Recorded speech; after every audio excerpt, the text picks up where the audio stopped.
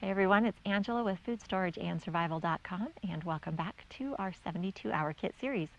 This week we are talking about cooking in our 72-hour kit. Now, if your kit is designed to stay home and shelter in place, you really don't have a lot of limits on what type of stove you can use, what type of alternative cooking method that you can use to cook your food in an emergency. There's a lot of different stoves. You can use your camp stove or barbecue or a number of different stoves that you can use. If you are planning on packing your kit and going somewhere, like evacuating with it, then you're going to want to consider the size of the stove, the weight of the stove, and any fuel that you might need to use for that stove. So you want to have a stove in your kit if you are planning to cook food. So if your kit has been designed with foods that don't need to be cooked, then you may not need a stove. But you may also want it to boil water, to purify water. So if you want to boil water or cook food or both, you're going to want some method of cooking in your 72-hour kit. So we'll go over some of the most common types of stoves to put in your kit. And I go over these extensively in my book, Chapter 1 of Food Storage for Self-Sufficiency and Survival. And you can find that on Amazon or anywhere great books are sold. So go look that one up by Angela Paskett, Food Storage for Self-Sufficiency and Survival. If you don't have a copy yet, I don't know why you don't. Go get one. All right, let's talk about some stove options for our kits. All right, first thing is a standard backpacking stove. And this is actually one of the larger models. They come much smaller than this, but I got one that had a wide flare on it so that I could put a larger pot. Backpacking stoves will have a fuel canister of some sort that goes with them. Some are designed to screw right on to the fuel canister, and some will be a stove and then have a fuel tube that goes to the fuel canister over here. So just make sure that you get the kind of fuel that goes with the kind of stove that you got. Backpacking stoves are a great option. They light up quickly. They get burning quickly. You can find them in camping sections, camping stores. They're easy to find. They're easy to cook with. And most of them are built to be lightweight and packable just because they're built for backpacking. So they're not going to take up a lot of space or be very heavy. All right, next option we got, let's see, is an alcohol stove. And an alcohol stove is a tiny stove. Okay, this is the whole thing right here, fuel and all. Yeah. And they're built, this one's built by Solo, that also makes a Solo stove. And the alcohol goes in the middle, and then it lights up around here. So for this design, you're actually going to want to have some rocks or something around it so you can get your pot up above, or it's going to kind of smother it. They're made, though, so that you can put the fuel in and store it in there while you carry it, because it's got a gasket on the lid.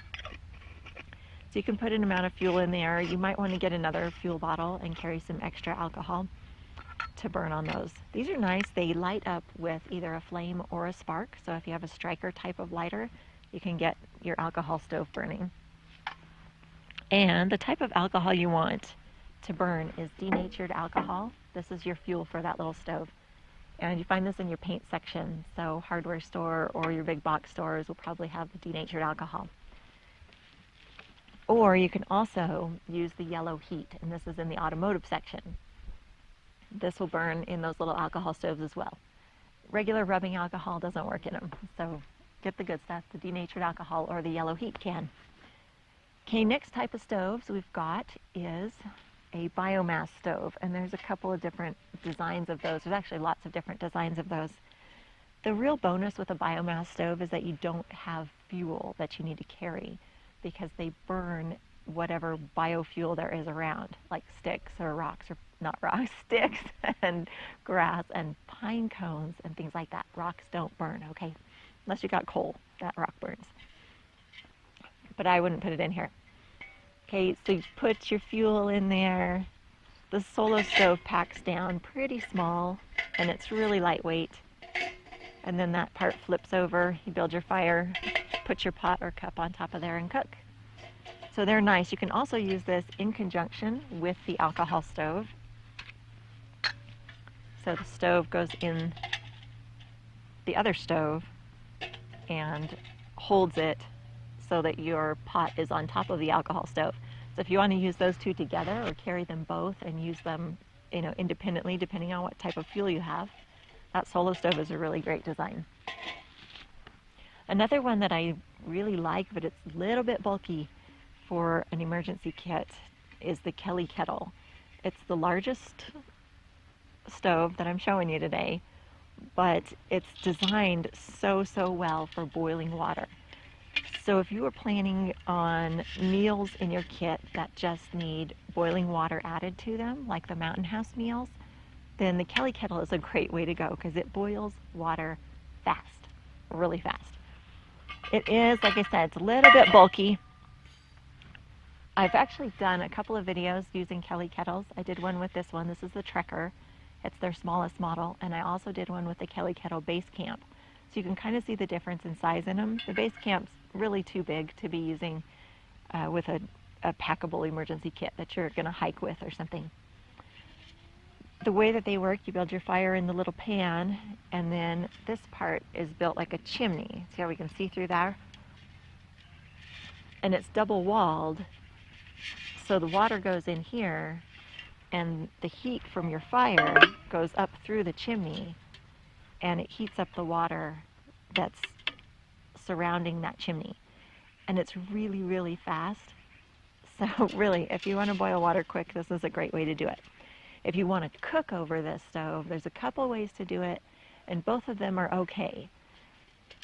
You have to have water in the pot if you're going to cook over the Kettle, but there are optional pieces that you can get for them. And one is this top pot support, and it uses the heat that's coming out the chimney, and you put your pot or cup or whatever on there. Another way to use this stove is to just use the coals that will be in your fire pan after you remove the kettle. And there's an optional grate that you can get to go with your Kettle and set it in there and cook over your coals. You're going to have some decent coals, maybe hardwood coals that are going to keep heat long enough to cook some food, but that's another way to use the Kettle for cooking food. All right, now you can, of course, always just build a fire and cook over that, but think about how you're going to cook over that. If you're going to need a pan or a grate or a pot or a tripod or something to be able to hold your food over that fire. Just some considerations if you're thinking to just go out and build a fire. All right, that covers this week. I'm sure I didn't cover every method of cooking that you could have fly in your 72-hour kit.